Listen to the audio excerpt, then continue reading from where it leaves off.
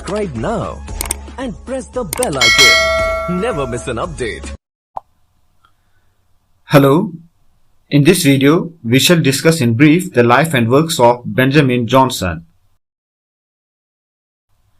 Ben Jonson was born in London in 1572 and died in August 1637 at the age of 65.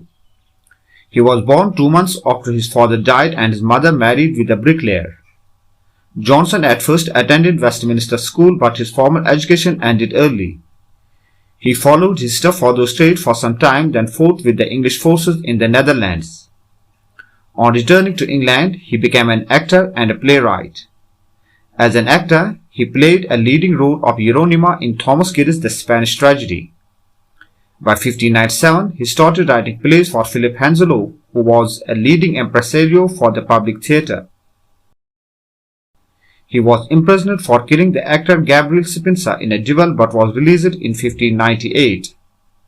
He was a dramatist, lyric poet and literary critic. Ben Jonson started his dramatic career with Every Man in His Humour. It was successfully presented by the Lord Chamberlain's Theatrical Company in 1598.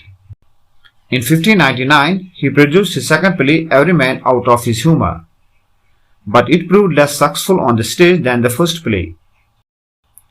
Cynthia's Revels appeared in 1601. This play was designed as a compliment to Queen Elizabeth.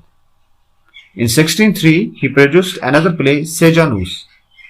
It was first performed at court in 1603 and then at the Globe Theatre in 1604. In 1606, he produced another play, Volpone, which marked a turning point in Jonson's personal and professional fortunes. Volpone was produced by the King's Men at Globe Theatre.